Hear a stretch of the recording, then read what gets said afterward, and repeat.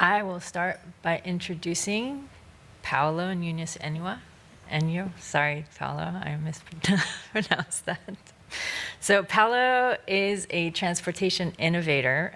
He's been this in our region and other regions. He's worked nationally in the US and also is playing some roles internationally now, and I hope he'll tell us a little bit about that as well. In Washington State's transportation policy, he secured major wins for transit and active transportation. And through his firm, he works with private and public clients to improve mobility, reduce emissions, and increase transportation justice.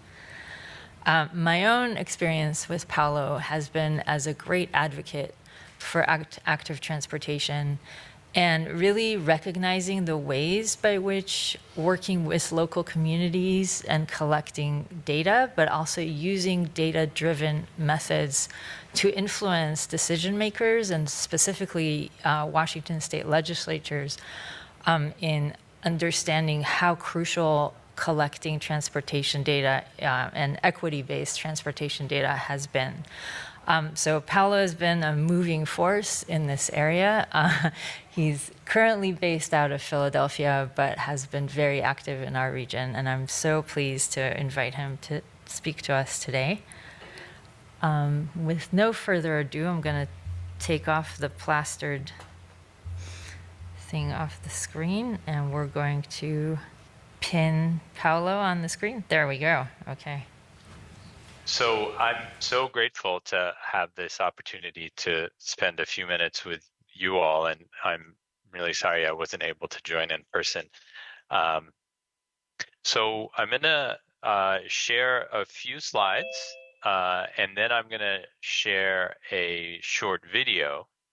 And when I share the short video, we're just going to play it through, and it's about 2 minutes long. And then I'm going to go back and kind of narrate the video, but use it kind of like a slideshow. I'm going to pause and make a point. The work that I'm going to share with you today is a sort of case study, sort of findings that I was able to. I was invited by Amazon to do a kind of a deep dive on their commute programs across the world and to make recommendations for improvements and to highlight things that are working really well. And through that, I got to spend some time in India with the folks that are running the transportation commute program for employees in their India offices. And I was really impressed with the operations that I saw, and I try to capture that. You know, organizations sometimes are so big that there might be really amazing examples inside an organization that for lots of different reasons end up don't getting recognized. And what this project for Amazon, one of the things that we got out of it is to be able to sort of highlight the work that this particular team in India was doing, and that's what I hope to share with you all.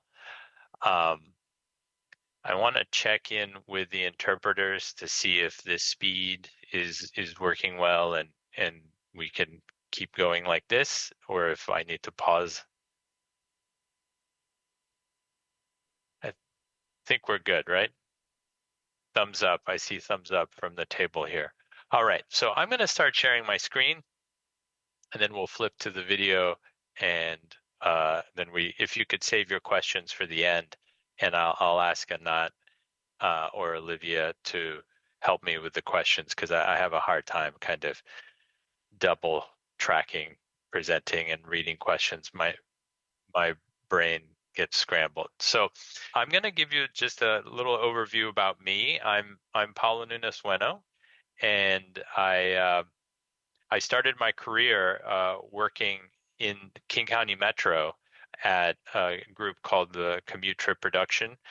And then I had this amazing fortune to get to be the transportation director at Seattle Children's for many years, for nearly 8 years, and got to really think about how transportation works holistically, from the bikes to the pedestrian paths to the way that parking is managed, the way that we charge for parking, the way that our transit program works, a partnership with King County Metro, a shuttle program, all really thinking about how do we make it so that the the choices available are easy to use, and thinking about how to coordinate all of this so that we reduce our impact on traffic, on parking, and the environment.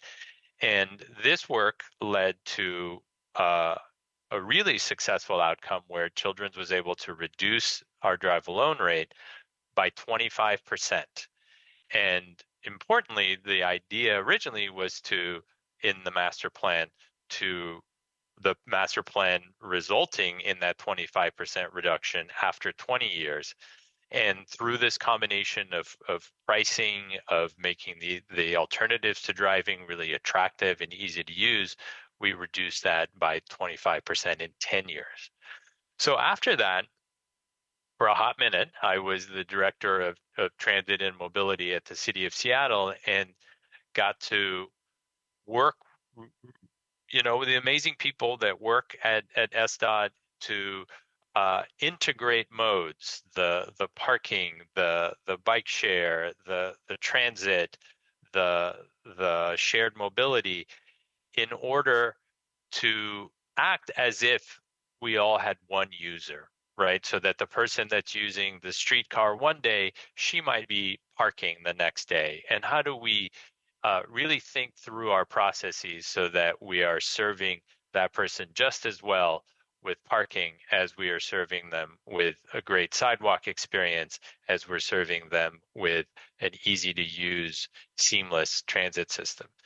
So from then, I started consulting, and again had this incredible luck and privilege to work with these great organizations all across the country.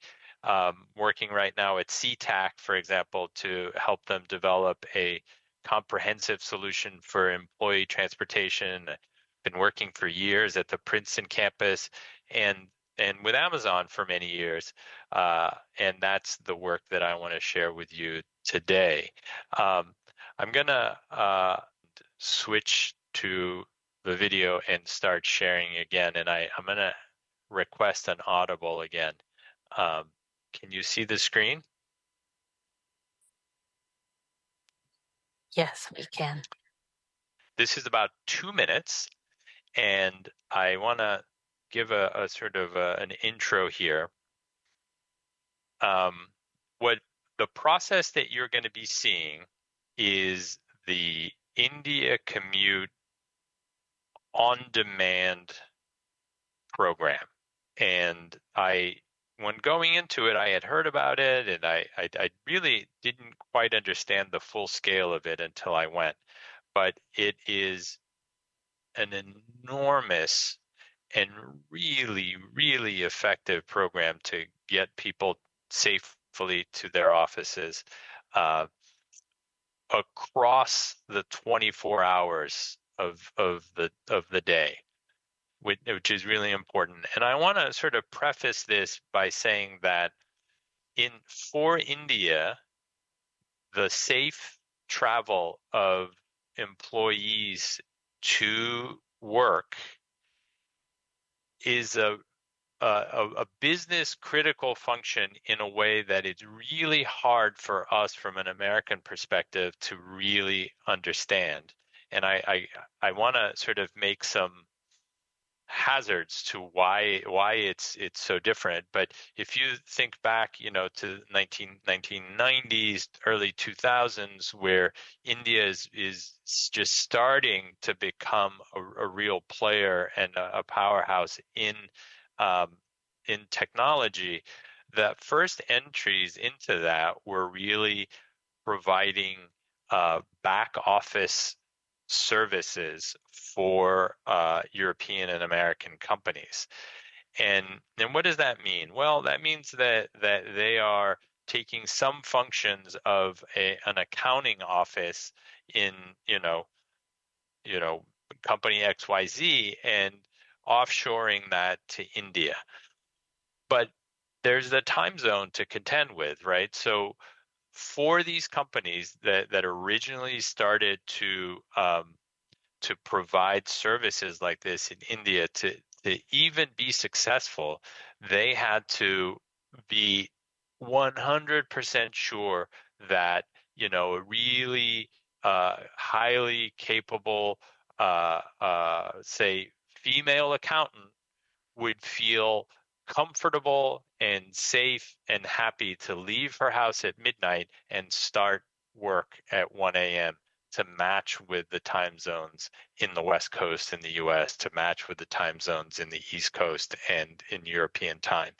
So in a way that hasn't really been the case for, and I work a lot with large employers in the U.S., and I've done a little bit of work, like Anat mentioned, in Latin America.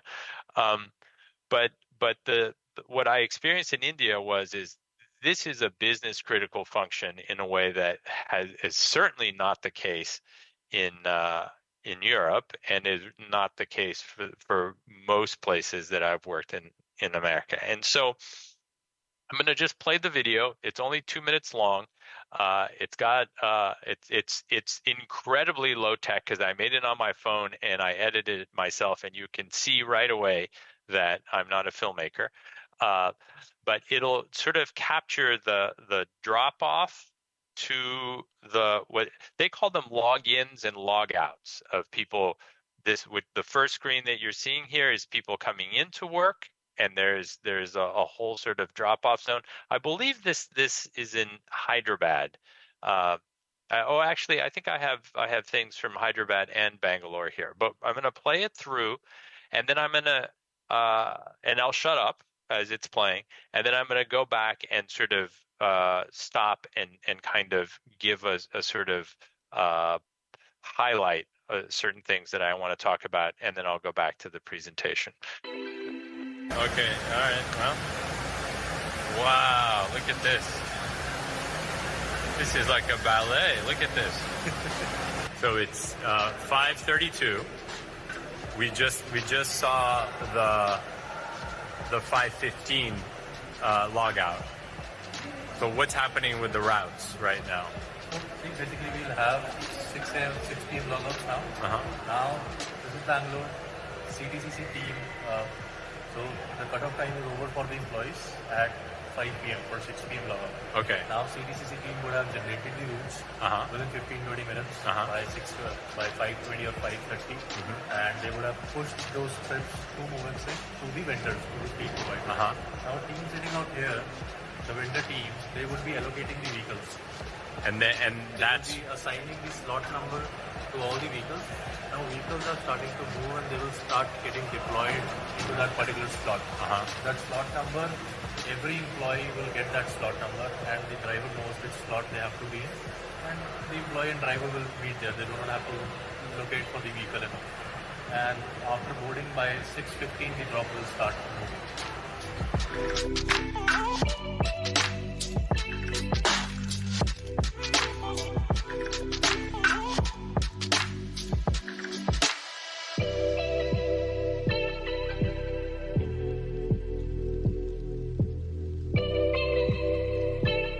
Naveen, how many employees do we have for this log out? Now we have something around 200 plus employees. Okay. Max to max 80 to 90 vehicles we might move around 6 o'clock.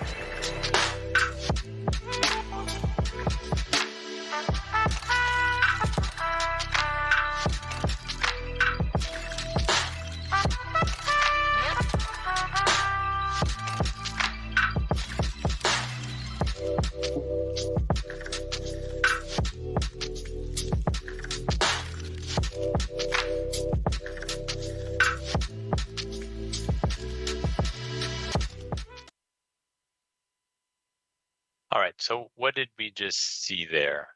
let me sort of take you from the user's experience. So let's take a fictitious writer here, Anat, and Anat works in one of these Amazon offices.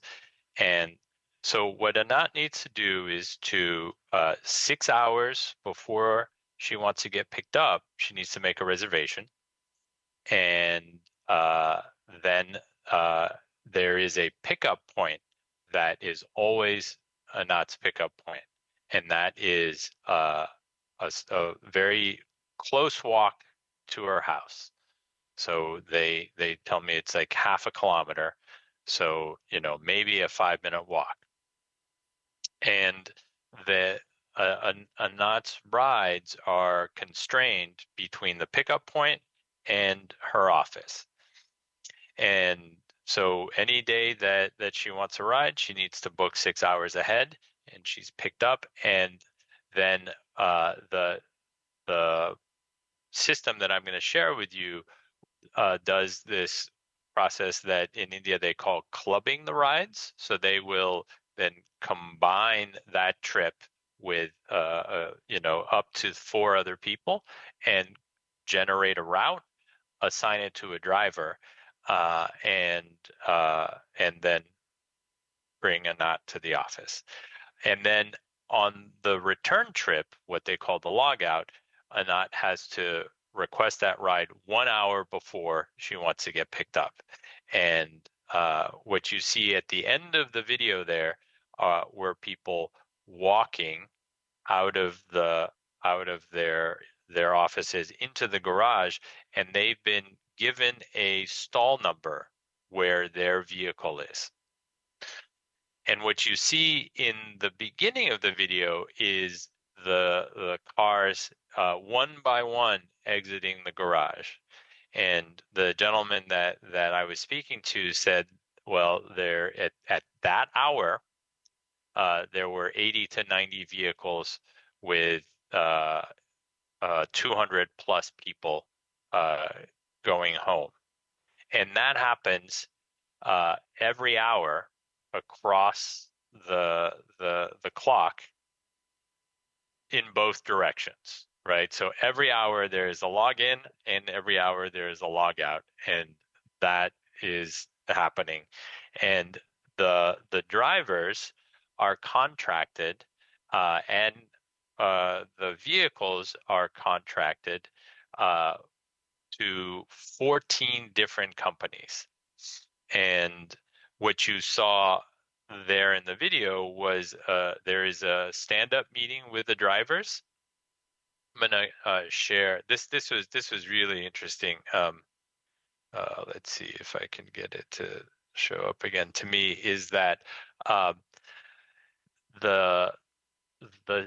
this particular location, I think there were 7 different cab companies that were providing services, but they all use the same uniforms and they meet all together. And the gentleman that you see standing in front of the driver meeting there are representatives of the different companies. They're essentially competing companies, but they are all providing a service that's seamless to the users. There is you saw Shell, who is the program manager for this, who is the young man that we interviewed earlier here, and he mentioned something called the CTCC, the Central Transportation Command Center. And like I mentioned to you earlier, the kind of safe arrival and safe delivery of people back home is really a business critical operation here. And there is a mandate in terms of the Indian government actually mandating some oversight, particularly for women traveling alone. or women getting dropped off or picked up outside of what they call sociable hours, outside of business hours. So as I show you some details on the back end of this operations, I want to highlight that there's an incredible amount of attention that's paid to security and confirmation of safe arrival. Let's see. Anything else that I want to highlight here? Oh yeah, this is really interesting too. So as you see here, and I'm just marveling at the choreography of this, and I for example, one of the things that often we struggle with in garages at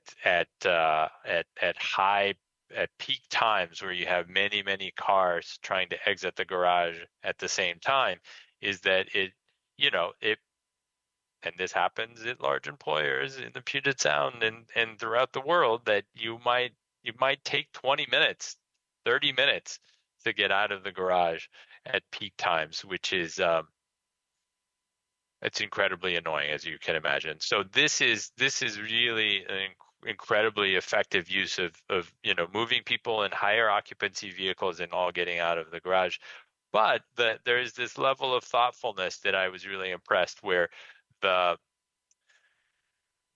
cars that have the riders that have the longest trip are assigned to leave the garage first. And I was really impressed with that. The care that's taken with the user experience to this level of detail. So just going back to a little bit of operations, at every log out, the drive, this is me, by the way, the only breathalyzer I've ever taken. But I passed. Let's see. Yes, 0 blood alcohol on that particular work day, at least at that time. This is Varun, who's in charge of this operation for all of India. But what you see is that from beginning to end, there is this seamlessness, and there is this a lot of thought given to both the operations, but also the user experience. So now I'm just going to spend a few minutes sort of clicking through some details of how they run this program, and then I can take questions. But so this is a slide that got some high level stats about the program. But the most important one, I think, is that this on-demand service for the offices in India is currently moving more than 200,000 people a month. And they're using 4,500 vehicles, and they've got some stats here as well about kilometers that are used, and metric tons of CO2, over 5,000 metric tons of CO2 offset. But most importantly is the scale of this is really staggering. It's an enormous program. They have some stats here about how there's been a big growth in use of this after COVID, and that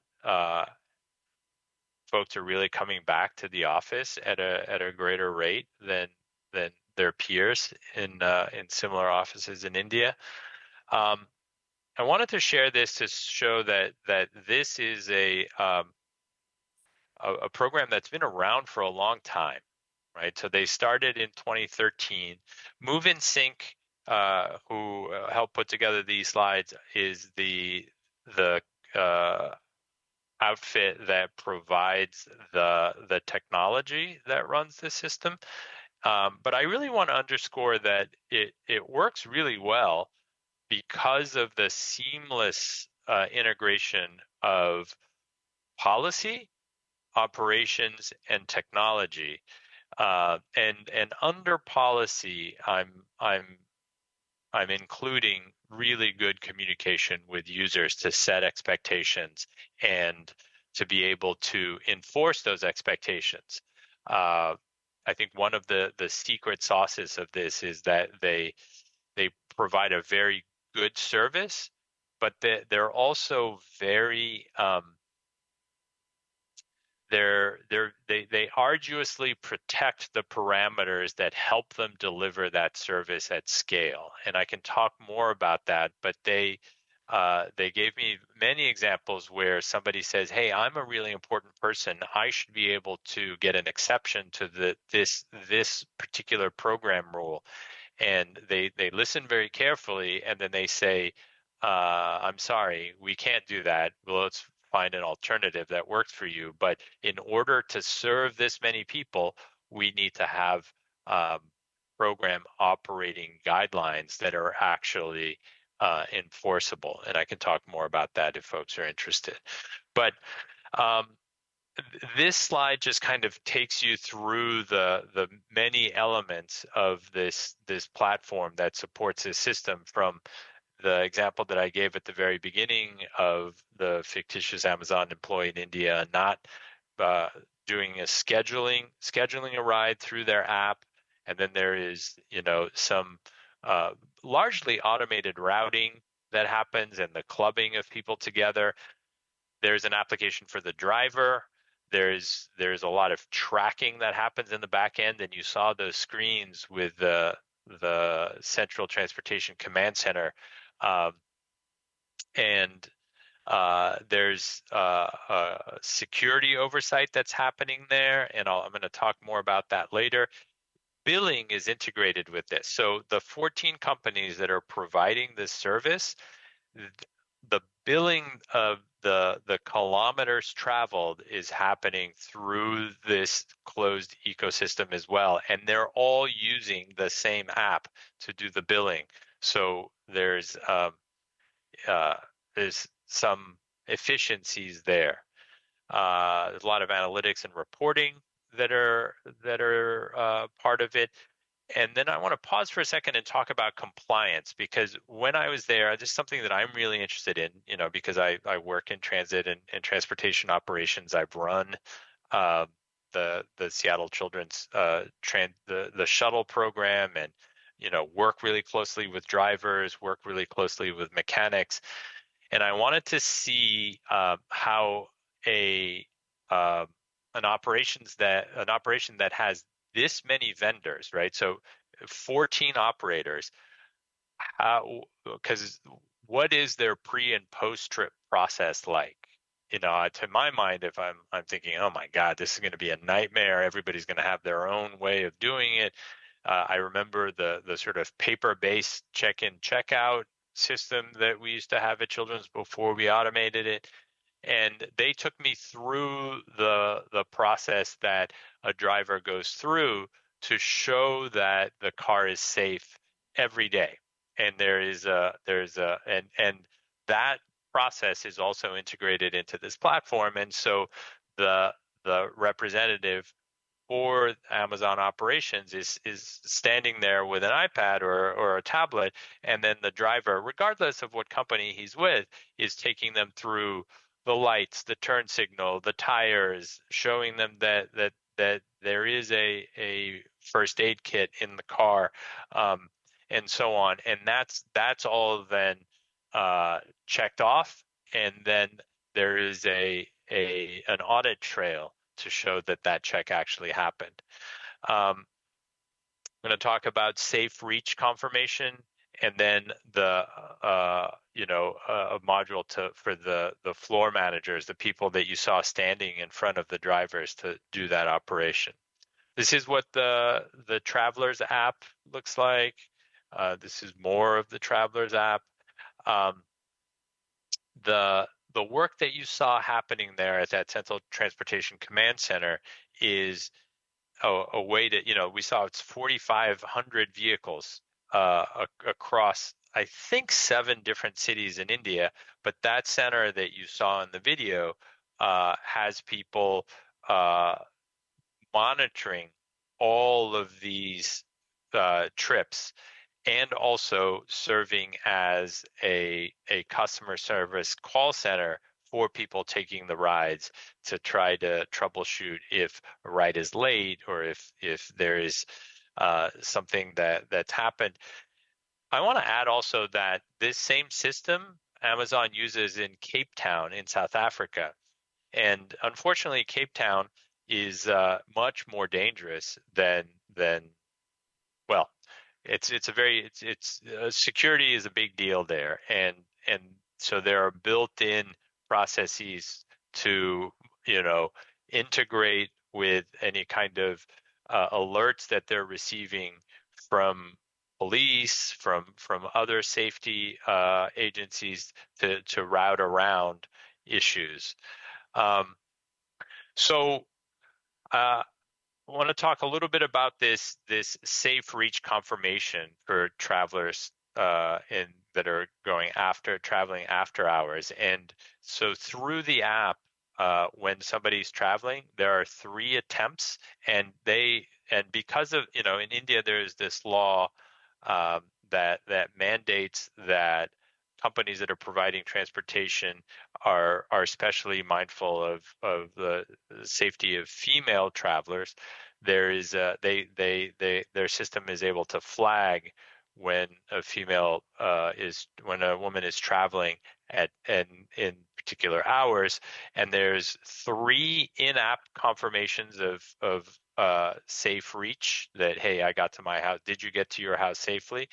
And then there are if there's not a response, there's 3 automated calls, and then if that doesn't happen, then there is a live person that calls, and their manager is notified as well. And 98% of the time, the automated safe reach confirmation is complete, and the 2% they have to go and run an investigation on and try to reach to make sure that person got home safely. This is just sort of some background about their routing engine. What I saw them do actually is do some live, well, maybe not live, some manual optimization of routes.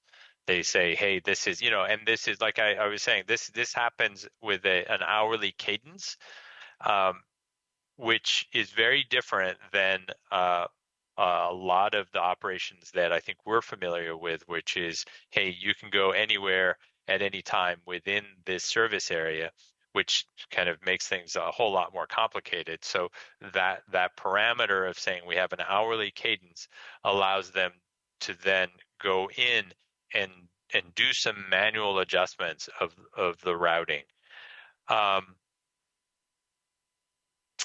This is really interesting, and well, it's interesting to me. It might be really boring for most people, but I find this fascinating.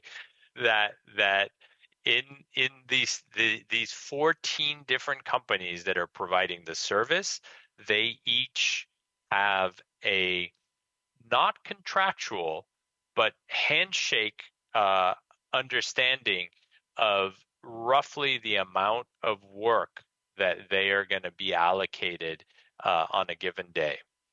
And so, if a Knott's company has, 200 taxis, they call them taxis, but they're really 200 cars, and Olivia's company has 100, and Paulo's company has 50, they have a quarterly meeting or a regular cadence meeting with Amazon and say, this is how much work we can take on, and they've baked that allocation of work into the platform so that on any given day, if there's 1,000 trips, they get allocated between those. It gets allocated within the capacity of the vendor to meet those trips.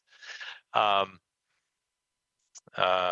kind of more sort of operations support here, and being able to switch and see Bangalore and Hyderabad and Delhi at the same time. And then this idea of kind of self-healing if a routed trip encounters some anomaly and it needs to route around an obstacle that's happening in the background. And finally, there's a bunch of dashboards to be able to help, understand the health of the system, and also to be able to show folks that, hey, this is working well, and this other part we need to pay attention to and improve. So I want to stop there. I found it really fascinating to learn that this was going on, and to see how much work has been put in and how much thought has been put into this in the last 10 years. And it's Amazon is currently thinking, is this a model that's exportable to other locations? It's unclear to me that it is. India has a very particular set of conditions that make this work. But I think that there are operational, like I said, it's a seamless integration of policy and communications with the operations, with the technology that make for a really good user experience and a really efficient on-demand service. Anat, I have no idea if this is what you were looking for, but this is the presentation that I have for you today. So if folks have questions, I'm happy to answer them. And but I also want to just thank you for the opportunity to share. We do have questions. First, let's thank Paolo for his wonderful talk. So we have mics in the room, but I'll repeat the questions for now. Laura had a question. I was just curious. So what we saw there was all kind of small sedans, and I was wondering for like large apartment buildings, or like if there's a bunch of folks, if there's more like larger vehicles or shuttles that are employed for more efficiency, that kind of stuff, alongside the system or integrated with it. There are places where what they do is last mile to transit. So in cities in India where there is a more highly built out mass transit system, they'll do shuttles to transit instead of doing this on demand to neighborhoods. But they find that I asked a similar question, but they find that more than the small sedan is difficult to do in the streets that they're driving, because the places that I saw were near the offices, and they honestly it looked just like South Lake Union, except they forgot to build the sidewalks. That's for another presentation, and not. But I think that in the neighborhoods, larger vehicles are harder to operate. There are multiple questions. So next is Thomas. Sure. So I guess my maybe this is a comment, but Thomas Craig. Yes. Yeah.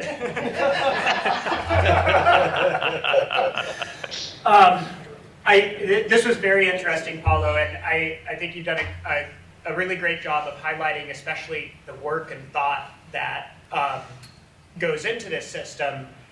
And kind of what comes up for me is also how that work and thought is necessary and tied to the context, cultural infrastructure, social, international, that transportation is working within, including factors such as the idea that the Amazon bank account, paying for this is denominated in US dollars and based on, various profits around the world and operating within a country where wages are significantly lower for labor on account of various factors, including past colonial theft, et cetera.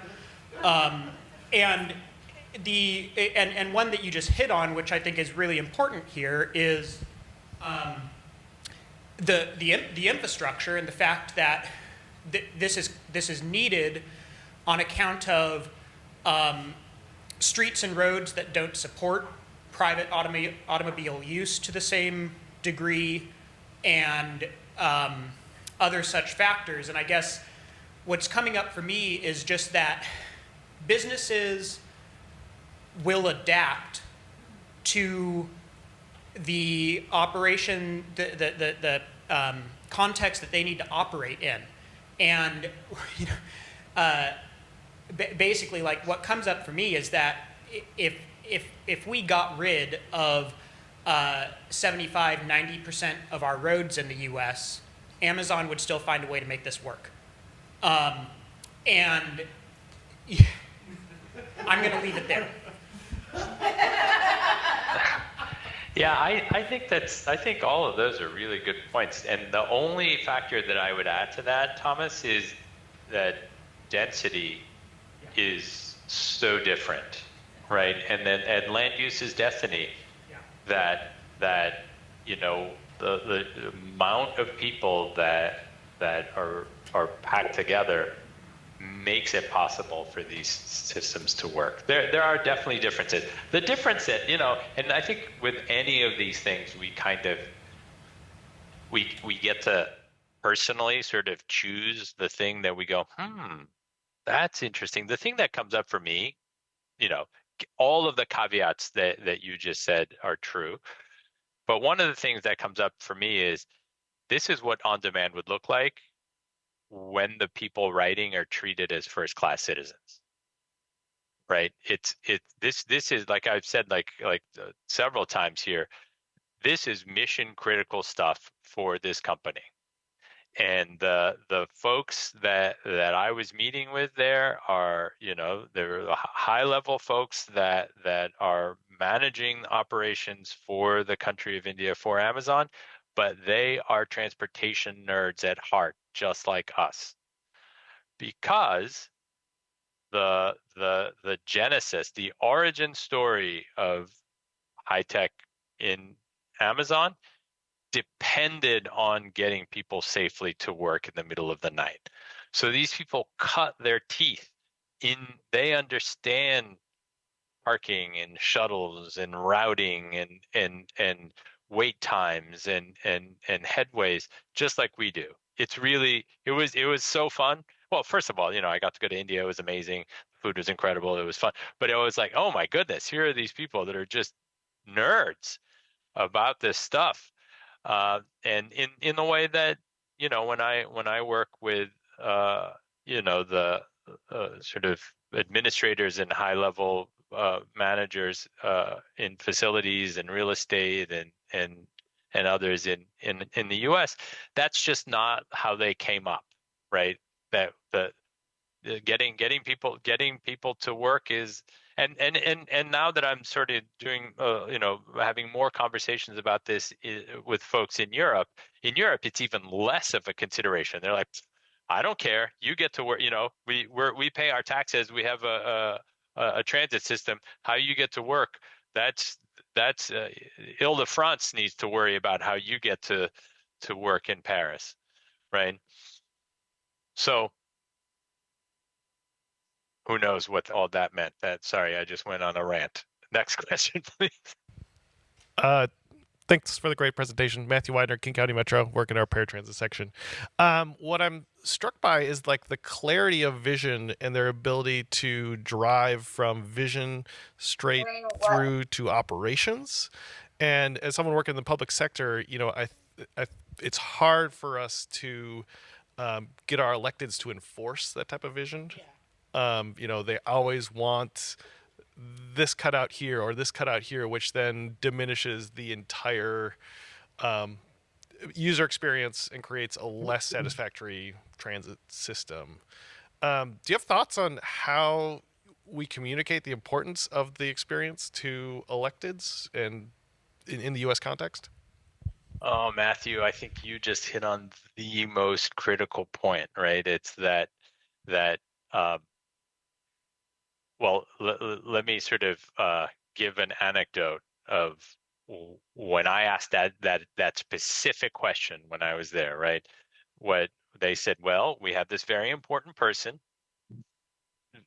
VP of HR or something, who said, this is a wonderful system. I can't share a ride with anybody because uh, I often take confidential calls, and my workday is so long, and I need to be able to, when I call, have a car just for myself. And they said, well, we can't do that. We can't do that because if we do that, there will be other people who are very important and who need their own private ride, and it'll break the system. And instead, we have this other program, and this other program would work for you, and this is how much it costs, and this is going to be allocated to your cost center. And then that person said, okay, thank you very much, no thank you. And that is it's so hard for, I mean, honestly, it's so hard for administrators in America to do that, to hold the line. And it's especially hard for electeds to not bend to, a small sort of parochial concern that if you start, you want to say yes, to that person, but in fact, you need to keep remembering that the way that we're providing consistent service at scale is by holding the line on these parameters. So to answer your question, Matthew, I don't have an answer, but I know that this is the question that we all need to solve, right? You need to be able to help your leadership grow and maintain a spine to protect the operations of your service. Can somebody switch so that I can see the OTP production instead of the? I might be able to do that myself. Okay. Great. I see one more hand. Oh. Doreen, I'm right here. Perfect. Hi. So my name's Doreen, and I'm always interested in employment for people with disabilities. So I have two questions about the system. I love that there's one engine underneath because that means that companies that need to do accessibility for like blind people could do it once for the whole system. And that also means that blind people could be envisioned in different roles. So I want to know if you can comment about that. But the other question, of course, is that people have other kinds of disabilities, especially mobility issues. And how does the system deal with need for wheelchairs or walkers or canes? Yeah, those are good questions. And I'm afraid that I don't know how they make accommodations either for people that are working in the delivery of the service or in how the service provides for them. I just don't know. I have one question. Oh, sorry. There's one more question from the room.